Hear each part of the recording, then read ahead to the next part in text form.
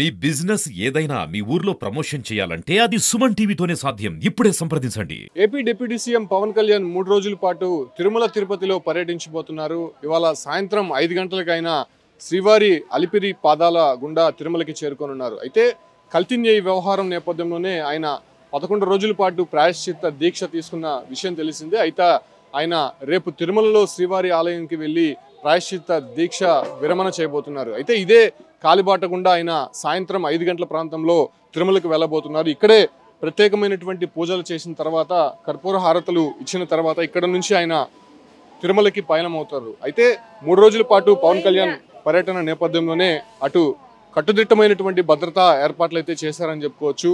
కల్తీ న్యాయ వ్యవహారం నేపథ్యంలోనే పవన్ కళ్యాణ్ అంటే జరిగినటువంటి అపవిత్ర నేపథ్యంలోనే ఖచ్చితంగా ఇటువంటి దీక్షలు అదే రకంగా ప్రత్యేక పూజలు చేయాలని చెప్పి కూడా ఇప్పటికే తన క్యాడర్ కావచ్చు అంటే ప్రజలకి పిలుపునిచ్చినటువంటి నేపథ్యంలోనే 3 రోజుల పాటు ప్రత్యేకమైనటువంటి పూజలు చేయాలని చెప్పి కూడా ఇప్పటికే అక్కడ నుంచి వచ్చినటువంటి ఇన్ఫర్మేషన్ మేరకు ఆ రకమైనటువంటి పూజలు అయితే జనసేన క్యాడర్ చేస్తోంది.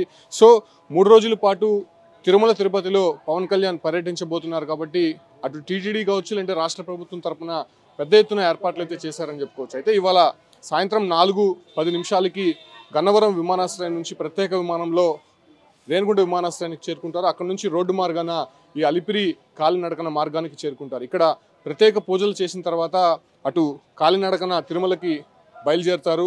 రాత్రి సరిగ్గా 9 గంటల ప్రాంతంలో ఆయన తిరుమల చేరుకునే అవకాశం కనిపిస్తోంది. 9 గంటల ప్రాంతంలో నేరుగా గాయత్రి గెస్ట్ హౌస్కి వెళ్తారు. గాయత్రి గెస్ట్ హౌస్లోనే ఆయన రాత్రి బస చేయబోతున్నారు. అయితే గాయత్రి గెస్ట్ హౌస్ నుంచి రేపు ఉదయం సరిగ్గా 10 గంటల ప్రాంతంలో శ్రీవారి ఆలయానికి వెళ్తారు. శ్రీవారి ఆలయంలో 10 నుంచి 11 గంటల వరకు ఆయన గడిపే అవకాశం కనిపిస్తోంది. అయితే స్వామివారి దర్శించుకున్న తర్వాత తాను తీసుకున్నటువంటి ప్రాయశ్చిత్త దీక్షకు సంబంధించినటువంటి విరమణ చేయబోతున్నారు.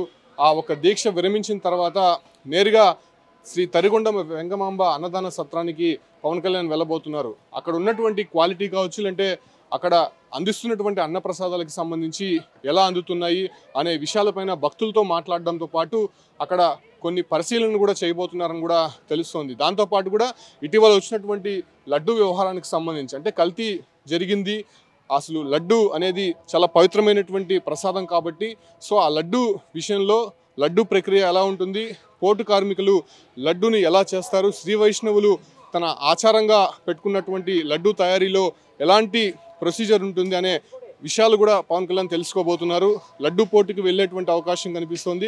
దాంతోపాటు కూడా లడ్డూని ఉపయోగించేటువంటి నెయ్యి కావచ్చు అంటే ముడి సరుకులకు సంబంధించి పరీక్షించే ల్యాబ్ కూడా తిరుమలలో ఉంది కాబట్టి సో ఆ రకమైనటువంటి ల్యాబ్ను కూడా పరిశీలించేటువంటి అవకాశం ఉంటుంది. అయితే రేపంతా కూడా పవన్ కళ్యాణ్ తిరుమలలోనే ఉండబోతున్నారు. రేపు రాత్రి కూడా గాయత్రి అతిథి గృహంలోనే పవన్ కళ్యాణ్ బస చేయబోతున్నారు. అయితే ఎల్లుండి సాయంత్రం సరిగ్గా 4 గంటలకి పవన్ కళ్యాణ్ తిరుపతికి బయలుదేరుతారు. తిరుపతిలో వారాహి సభని ఏర్పాటు చేశారు.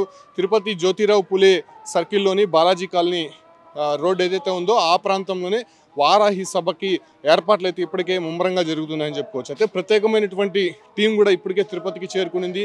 ఆ సభకు సంబంధించినటువంటి ఏర్పాట్లలో నిమగ్నమై ఉన్నారని చెప్పుకోవచ్చు. అయితే భారీ ఎత్తున జనాలు కూడా వచ్చేటువంటి అవకాశం ఉండడంతో ఆ రోడ్స్ సంబంధించినటువంటి ట్రాఫిక్ డైవర్షన్స్ కూడా జరిగేటువంటి అవకాశం కనిపిస్తుంది. అయితే వారాహి సభలోనే పవన్ కళ్యాణ్ ఏం మాట్లాడబోతున్నారు అనేటువంటి ఉత్కంఠ నెలకొంది. ఎందుకంటే ఆయన పొలిటికల్గా ఉన్నప్పుడు వేరే రకంగా కామెంట్స్ అయితే వస్తాయి. కాకపోతే ఇప్పుడు డిప్యూటీ సీఎం కాబట్టి డిప్యూటీ సీఎం హోదాలో ఫస్ట్ సభ ఏదైతే వారాహి సభ తిరుపతిలో నిర్వహిస్తున్నారు కాబట్టి అది కూడా కల్తీ న్యాయ వ్యవహారానికి సంబంధించి ఆయన ప్రాయశ్చిత్త దీక్ష తీసుకొని తిరుమలకు వచ్చి ఆ ఒక విరమణ చేసి దాని తర్వాత సభలో మాట్లాడతాను, దీక్షలో ఉన్నప్పుడు తాను ఏమీ మాట్లాడకూడదు పొలిటికల్గా అనేటువంటి కామెంట్స్ పవన్ కళ్యాణ్ ఇప్పటికే చేశారు కాబట్టి సో పొలిటికల్గా కొంత హాట్ కామెంట్స్ చేసేటువంటి అవకాశం స్పష్టంగా కనిపిస్తోంది. ఆ రకమైనటువంటి సభనే తిరుపతిలో నిర్వహించబోతున్నారు. అయితే ఇప్పటికే సుప్రీంకోర్టు ఇచ్చినటువంటి డైరెక్షన్స్ మేరకు కొంత కల్తీ న్యాయ వ్యవహారానికి సంబంధించి మరో మలుపు తీసుకున్నటువంటి నేపథ్యంలోనే పవన్ కళ్యాణ్ ఏం మాట్లాడబోతున్నారు అంటే ప్రభుత్వం తరపు నుంచి ఇప్పటికే సీఎం చంద్రబాబు చేసినటువంటి కామెంట్స్ కొంత దుమారం రేగుతున్నాయి.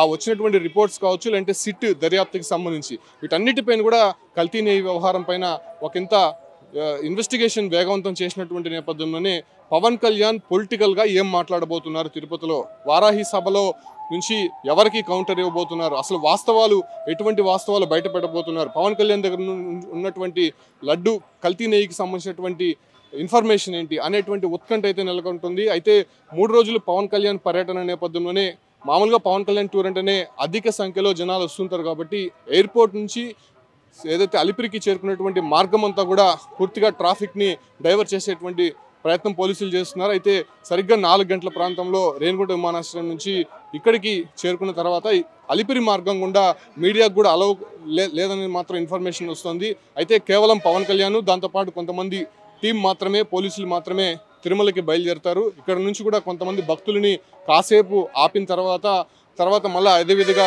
నడక మార్గంలో భక్తుల్ని పంపించేటువంటి అవకాశం కనిపిస్తుంది. సో ఈ రకంగా 3 రోజుల పవన్ కళ్యాణ్ పర్యటన ఆద్యంతం కొంత ఉత్కంఠ నెలకొంటుంది. ఆయన అఫీషియల్గా ఈ ప్రోగ్రామ్ చేయట్లేదు కాబట్టి పవన్ కళ్యాణ్ తిరుమలలో ఎక్కడెక్కడ పర్యటిస్తారు, అదే రకంగానే వారాహి సభలో ఎటువంటి కామెంట్స్ చేయబోతున్నారో ప్రస్తుతం అందరిలో కూడా కొంత ఉత్కంఠ అనేది కనిపిస్తోంది.